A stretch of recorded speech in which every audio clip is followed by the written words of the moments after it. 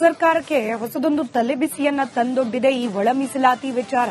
ಇದರಲ್ಲೂ ಕಾಂಗ್ರೆಸ್ನ ಒಳಗಿರುವ ಕೆಲ ದಲಿತ ನಾಯಕರೇನೆ ಅಸಮಾಧಾನಗೊಂಡಿದ್ದಾರೆ ಅನ್ನೋ ಮಾಹಿತಿ ಲಭ್ಯವಾಗ್ತಾ ಇದೆ.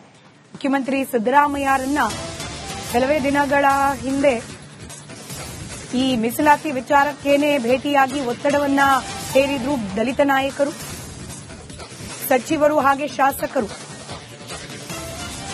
ಎಸ್ಸಿ 15% ಮೀಸಲಾತಿಯಲ್ಲೇ ಒಳ ಮೀಸಲಾತಿ ಹಂಚಿಕೆಗೆ ಒತ್ತಾಯವನ್ನ ಮಂಡಿಸಿದ್ರು. ಈ ವೇಳೆ ಸಚಿವ ಮುನಿಯಪ್ಪ ಮೇಲೆ ಮುಖ್ಯಮಂತ್ರಿಗಳು ಗರಂ ಆಗಿದ್ರಂತೆ. ಗೊಂದಲ ಆಗ್ತದಂತೆ ಕ್ಯಾಬಿನೆಟ್ನಲ್ಲಿ ಚರ್ಚೆ ಮಾಡೋಣ ಅಂತ ಹೇಳಿ ಮುಖ್ಯಮಂತ್ರಿಗಳು ಹೇಳಿದ್ರಂತೆ.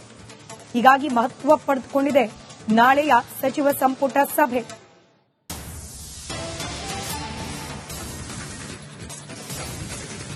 ರಾಜ್ಯ ಸರ್ಕಾರಕ್ಕೆ ಒಳ ಮೀಸಲಾತಿಯ ವಿಚಾರ ಒಂದು ರೀತಿ ತಲೆಬಿಸಿಯಾಗಿದೆ. ಇದನ್ನ ಬಗೆಹರಿಸಲೇಬೇಕು ಅನ್ನುವಂತ ಒತ್ತಾಯವು ಕೂಡ ಕಾಂಗ್ರೆಸ್ನಲ್ಲಿರುವಂತಹ ದಲಿತ ಎಡಗೈ ಸಮುದಾಯದವರು ಕೂಡ ಒತ್ತಾಯ ಮಾಡ್ತಾ ಇದ್ದಾರೆ. ಈ ಬಗ್ಗೆ ಮಾತನಾಡಲಿಕ್ಕೆ ನಮ್ಮ ಜೊತೆಗೆ ಮಾಜಿ ಸಂಸದರಾದ ಚಂದ್ರಪ್ಪ ಅವರಿದ್ದಾರೆ. ಅವ್ರ ಜೊತೆ ಮಾತಾಡ್ತಾ ಹೋಗ್ತೀನಿ. ಸರ್, ಈಗ ಒಳ ಮೀಸಲಾತಿ ವಿಚಾರಕ್ಕೆ 5ನೇ ತಾರೀಕು ಸಚಿವ ಸಂಪುಟ ಸಭೆ ಇದೆ, ಅಲ್ಲಿ ಚರ್ಚೆ ಆಗುತ್ತೆ.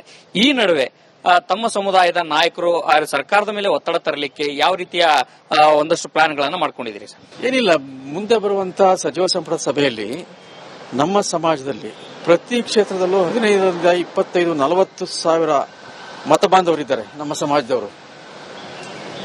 ಅವರು ಕಾಂಗ್ರೆಸ್ಸಿಗೆ ಸತತವಾಗಿ ಓಟ್ ಹಾಕ್ತಾ ಬಂದಿದ್ದಾರೆ.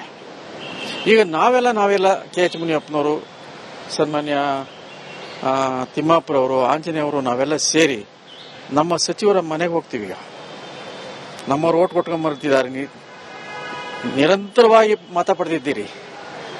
ನಮಗೆ ಕಷ್ಟ ಬಂದಿದೆ, ಈಗ ನಮ್ಮ ಸಮಾಜಕ್ಕೆ ಕಷ್ಟ ಬಂದಿದೆ.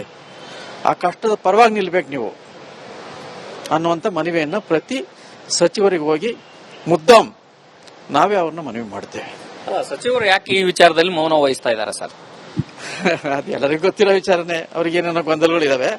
ನಾವಂತೂ ಅವರ ಸಚಿವರ ಹತ್ರ ಹೋಗಿ ನಾವು ಕೇಳ್ತೀವಿ. ಎಲ್ಲರೂ ನಾವು ಮಾತಾಡ್ಕೊಂಡಿದ್ವಿ. ಸನ್ಮಾನ್ಯ ಕೆ.ಎಚ್. ಮುನಿಯಪ್ಪನವರು, ಆಂಜನೇಯ ಅವರು, ಹನುಮಂತಯ್ಯನವರು, ತಿಮ್ಮಾಪುರ ಅವರು, ನಾವೆಲ್ಲ ಇವತ್ತು ಮಧ್ಯಾಹ್ನ ಮಾತಾಡ್ಕೊಂಡಿದ್ದೀವಿ. ಇದು ಬಹಳ ಕ್ರೂಷಿಯಲ್ ಸಚಿವ ಸಂಪುಟ. ಇದರಲ್ಲಿ ನೀವು ನಮ್ಮ ಪರವಾಗಿ ನಿಲ್ಬೇಕು. ಅಂದ್ರೆ ಬೇರೆ ರೀತಿ ದ್ರೋಹ ಮಾಡೋದಲ್ಲ, ನಮ್ದು ಹಂಚಿಕೆ ಕರೆಕ್ಟಾಗಿ ಆಗಲಿ. ಸಮುದಾಯದ ಮತ ಬೇಕು ಅಂದ್ರೆ ನೀವು ಮಾತಾಡ್ಲೇಬೇಕು ಅನ್ನೋ ಮನವಿನಾ ಅಂತ? ಹೌದು, ಸಮುದಾಯದ ಮತ ಬೇಕು ಅಂದ್ರೆ ನೀವು ಮಾತಾಡ್ಲೇಬೇಕು ನಮ್ಮ ಪರವಾಗಿ ಅನ್ನುವಂತ ಮನವಿಯನ್ನ ನಾವು ಮಾಡ್ತೇವೆ. ಯಾಕೆಂದ್ರೆ ಜನಸಂಖ್ಯೆಗೆ ಅನುಗುಣವಾಗಿ ಹಂಚಿಕೆ ಆಗ್ಬೇಕು ಅನ್ನೋದು ಬಿಟ್ರೆ ನಾವು ಯಾರಿಗೂ ಕಡಿಮೆ ಮಾಡಿ ಜಾಸ್ತಿ ಮಾಡಿ ಅಂತ ಕೇಳ್ತಿಲ್ಲ. ನಮ್ದೆಲ್ಲ ಹೋಗ್ತಾ ಇದೆ ಬೇರೆ ಕಡೆ, ಅದು ತಡೆಗಟ್ಟಬೇಕು. ಎಷ್ಟು ವರ್ಷ ಅಂತ ನಾವು ಈ ತರ ಅನುಭವಿಸೋದು? ನಮಗೆ ನಮ್ಮ ಜನಸಂಖ್ಯೆಗೆ ಅನುಗುಣವಾಗಿ ನಮಗೆ ಹಂಚಿಕೆ ಆಗಬೇಕು ಅನ್ನೋ ಮನವಿಯನ್ನ ಮಾಡ್ತೇವೆ ಎಲ್ಲ ಸಚಿವರು. ಮುಖ್ಯಮಂತ್ರಿಗಳನ್ನ ಭೇಟಿ ಮಾಡಿದ್ರೆ ತಮ್ಮ ನಿಯೋಗ, ಮುಖ್ಯಮಂತ್ರಿಗಳು ಏನ್ ಭರವಸೆ ಕೊಟ್ಟರು ಸರ್? ಅದೇ ಅವರು ಈಗ ಕಳೆದ ಸಭೆಯಲ್ಲಿ ಸಚಿವ ಸಂಪುಟದಲ್ಲಿ ಇದೆಲ್ಲ ಆಗಿದೆ. ಅದು ಏನಾದ್ರು ಸ್ವಲ್ಪ ಏರುಪೇರು ಆಗಿದೆ ಅಂದ್ರೆ ತಕ್ಷಣ ನಾವು ಮತ್ತೆ ಸಚಿವ ಸಂಪುಟದಲ್ಲಿ ಮಂಡಿಸಿ ಚರ್ಚೆ ಮಾಡೋಣ ಅನ್ನುವಂತ ವಿಚಾರವನ್ನ ಪ್ರಸ್ತಾಪ ಮಾಡಿದ್ರು ಮಾನ್ಯ ಮುಖ್ಯಮಂತ್ರಿಗಳು. ಈಗ 5ನೇ ತಾರೀಕು ಆಗುವಂತ ಕ್ಯಾಬಿನೆಟ್ ಮೀಟಿಂಗ್ ಅಲ್ಲಿ ಏನಾದ್ರು ತೀರ್ಮಾನ ಆಗ್ಲಿಲ್ಲ ಅಂದ್ರೆ ತಮ್ಮ ಮುಂದಿನ ನಡೆ ಏನಾಗಿರುತ್ತೆ? ನೋಡೋಣ, ವರಿಷ್ಠರು ಎಲ್ಲ ತೀರ್ಮಾನ ತಗೊಳ್ತಾರೆ. ನಮ್ಮವರೆಲ್ಲ ಒಟ್ಟಿಗೆ ತೀರ್ಮಾನ ತೆಗೆದುಕೊಳ್ತೀವಿ. ಅಂತೂ ಇಡೀ ರಾಜ್ಯದಲ್ಲಿ ಒಂದು ರೀತಿಯ ಕೆಟ್ಟ ಸಂಚಲನ ಪ್ರಾರಂಭವಾಗಿದೆ. ನಮ್ಮ ಮೇಲೆ ಸಿಕ್ಕಾಬಟ್ಟೆ ಒತ್ತಡ ಬರ್ತಾ ಇದೆ. ಸರಿಸುಮಾರು 35 ವರ್ಷ ಹೋರಾಟ ಮಾಡಿ ರಾಜ್ಯ ಸರ್ಕಾರದಲ್ಲಿ ಎಲ್ಲಾ ಪಕ್ಷದವರು ಪಕ್ಷಾತೀತವಾಗಿ ನಮಗೆ ಸಹಾಯ ಮಾಡಿದ್ದಾರೆ. ಕೆಳಮನೆ ಮತ್ತು ಮೇಲ್ಮನೆಯಲ್ಲಿ, ವಿಧಾನ ಪರಿಷತ್ತು ಮತ್ತು ವಿಧಾನಸಭೆಯಲ್ಲಿ ಎಲ್ಲಾ ಪಕ್ಷದವರು ಇದು ಆಗಬೇಕು ಅನ್ನುವಂತ ತೀರ್ಮಾನವನ್ನು ಕೊಟ್ಟು ಯುನಾನಿಮಸ್ ಆಗಿ ತೀರ್ಮಾನ ಮಾಡಿ ಮೊನ್ನೆ ರಾಜ್ಯಪಾಲರು ಅದಕ್ಕೆ ಅನುಮೋದನೆ ನೀಡಿ ಕಡೆ ಟೈಮಲ್ಲಿ ಎಲ್ಲದನ್ನು ಕ್ಲೋಸ್ ಮಾಡಿ 1995ರಲ್ಲಿ ಮತ್ತು 2022ರಲ್ಲಿ ಆಗಿರೋ ನಿರ್ಣಯದ ಪ್ರಕಾರ ಹೋಗಬೇಕು ಅಂದ್ರೆ ಇದು ಒಂದು ರೀತಿಯ ಆಘಾತವಾಗಿದೆ. ಕ್ಯಾಮರಾ ಪರ್ಸನ್ ಮಂಜುನಾಥ್ ಜೊತೆ ಹನುಮಂತ ದುರ್ಗದ್, ಆರ್ ಕನ್ನಡ, ಬೆಂಗಳೂರು. ಸರ್ಕಾರಕ್ಕೆ ಹೊಸದೊಂದು ತಲೆಬಿಸಿಯನ್ನ ತಂದೊಡ್ಡಿದೆ ಈ ಒಳ ಮೀಸಲಾತಿ ವಿಚಾರ. ಇದರಲ್ಲೂ ಕಾಂಗ್ರೆಸ್ನ ಒಳಗಿರುವ ಕೆಲ ದಲಿತ ನಾಯಕರೇನೆ ಅಸಮಾಧಾನಗೊಂಡಿದ್ದಾರೆ ಅನ್ನೋ ಮಾಹಿತಿ ಲಭ್ಯವಾಗ್ತಾ ಇದೆ.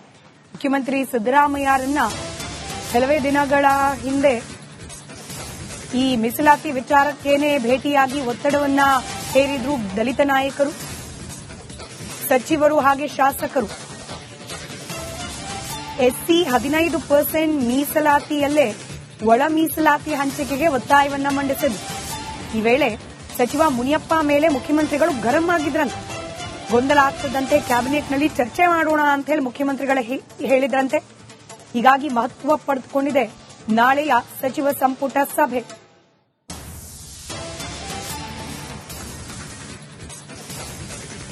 ರಾಜ್ಯ ಸರ್ಕಾರಕ್ಕೆ ಒಳ ಮೀಸಲಾತಿಯ ವಿಚಾರ ಒಂದು ರೀತಿ ತಲೆಬಿಸಿಯಾಗಿದೆ. ಇದನ್ನ ಬಗೆಹರಿಸಲೇಬೇಕು ಅನ್ನುವಂತಹ ಒತ್ತಾಯವು ಕೂಡ ಕಾಂಗ್ರೆಸ್ನಲ್ಲಿರುವಂತಹ ದಲಿತ ಎಡಗೈ ಸಮುದಾಯದವರು ಕೂಡ ಒತ್ತಾಯ ಮಾಡ್ತಾ ಇದ್ದಾರೆ. ಈ ಬಗ್ಗೆ ಮಾತನಾಡಲಿಕ್ಕೆ ನಮ್ಮ ಜೊತೆಗೆ ಮಾಜಿ ಸಂಸದರಾದ ಚಂದ್ರಪ್ಪ ಅವರಿದ್ದಾರೆ. ಅವ್ರ ಜೊತೆ ಮಾತಾಡ್ತಾ ಹೋಗ್ತೀನಿ. ಸರ್, ಈಗ ಒಳ ಮೀಸಲಾತಿ ವಿಚಾರಕ್ಕೆ 5ನೇ ತಾರೀಕು ಸಚಿವ ಸಂಪುಟ ಸಭೆ ಇದೆ, ಅಲ್ಲಿ ಚರ್ಚೆ ಆಗುತ್ತೆ. ಈ ನಡುವೆ ತಮ್ಮ ಸಮುದಾಯದ ನಾಯಕರು ಸರ್ಕಾರದ ಮೇಲೆ ಒತ್ತಡ ತರಲಿಕ್ಕೆ ಯಾವ ರೀತಿಯ ಒಂದಷ್ಟು ಪ್ಲಾನ್ಗಳನ್ನು ಮಾಡ್ಕೊಂಡಿದ್ದೀರಿ ಸರ್? ಏನಿಲ್ಲ, ಮುಂದೆ ಬರುವಂತಹ ಸಚಿವ ಸಂಪುಟ ಸಭೆಯಲ್ಲಿ ನಮ್ಮ ಸಮಾಜದಲ್ಲಿ ಪ್ರತಿ ಕ್ಷೇತ್ರದಲ್ಲೂ 15ರಿಂದ 25-40 ಸಾವಿರ ಮತ ಬಾಂಧವರಿದ್ದಾರೆ ನಮ್ಮ ಸಮಾಜದವರು. ಅವರು ಕಾಂಗ್ರೆಸ್ಸಿಗೆ ಸತತವಾಗಿ ಓಟ್ ಹಾಕ್ತಾ ಬಂದಿದ್ದಾರೆ. ಈಗ ನಾವೆಲ್ಲ KH ಮುನಿಯಪ್ಪನವರು, ಸನ್ಮಾನ್ಯ ತಿಮ್ಮಾಪುರವರು, ಆಂಜನೇಯವರು, ನಾವೆಲ್ಲ ಸೇರಿ ನಮ್ಮ ಸಚಿವರ ಮನೆಗೆ ಹೋಗ್ತೀವಿ. ಈಗ ನಮ್ಮವ್ರು ಓಟ್ ಕೊಟ್ಕೊಂಡ್ಬರ್ತಿದ್ದಾರೆ, ನಿರಂತರವಾಗಿ ಮತ ಪಡೆದಿದ್ದೀರಿ. ನಮಗೆ ಕಷ್ಟ ಬಂದಿದೆ, ಈಗ ನಮ್ಮ ಸಮಾಜಕ್ಕೆ ಕಷ್ಟ ಬಂದಿದೆ. ಆ ಕಷ್ಟದ ಪರವಾಗಿ ನಿಲ್ಬೇಕು ನೀವು ಅನ್ನುವಂಥ ಮನವಿಯನ್ನು ಪ್ರತಿ ಸಚಿವರಿಗೆ ಹೋಗಿ ಮುದ್ದಾಂ ನಾವೇ ಅವ್ರನ್ನ ಮನವಿ ಮಾಡ್ತೇವೆ. ಸಚಿವರು ಯಾಕೆ ಈ ವಿಚಾರದಲ್ಲಿ ಮೌನ ವಹಿಸ್ತಾ ಇದ್ದಾರೆ ಸರ್? ಅದು ಎಲ್ಲರಿಗೂ ಗೊತ್ತಿರೋ ವಿಚಾರನೆ. ಅವ್ರಿಗೇನೇನೋ ಗೊಂದಲಗಳಿದಾವೆ.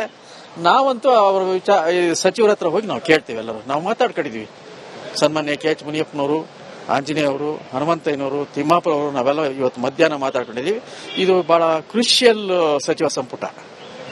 ಇದರಲ್ಲಿ ನೀವು ನಮ್ಮ ಪರವಾಗಿ ನಿಲ್ಬೇಕು. ಅಂದ್ರೆ ಬೇರೆ ರೀತಿ ದ್ರೋಹ ಮಾಡೋದಲ್ಲ, ನಮ್ದು ಹಂಚಿಕೆ ಕರೆಕ್ಟಾಗಿ ಆಗಲಿ. ಸಮುದಾಯದ ಮತ ಬೇಕು ಅಂದ್ರೆ ನೀವು ಮಾತಾಡ್ಲೇಬೇಕು ಅನ್ನೋಂತ ಮನವಿನ ಅಂತ. ಹೌದು, ಸಮುದಾಯದ ಮತ ಬೇಕು ಅಂದ್ರೆ ನೀವು ಮಾತಾಡ್ಲೇಬೇಕು ನಮ್ಮ ಪರವಾಗಿ ಅನ್ನುವಂತ ಮನವಿಯನ್ನ ನಾವು ಮಾಡ್ತೇವೆ. ಯಾಕೆಂದ್ರೆ ಜನಸಂಖ್ಯೆಗೆ ಅನುಗುಣವಾಗಿ ಹಂಚಿಕೆ ಆಗ್ಬೇಕು ಅನ್ನೋದು ಬಿಟ್ರೆ ನಾವು ಯಾರಿಗೂ ಕಡಿಮೆ ಮಾಡಿ ಜಾಸ್ತಿ ಮಾಡಿ ಅಂತ ಕೇಳ್ತಿಲ್ಲ. ನಮ್ದೆಲ್ಲ ಹೋಗ್ತಾ ಇದೆ ಬೇರೆ ಕಡೆ, ಅದು ತಡೆಗಟ್ಟಬೇಕು. ಎಷ್ಟು ವರ್ಷ ಅಂತ ನಾವು ಈ ತರ ಅನುಭವಿಸೋದು?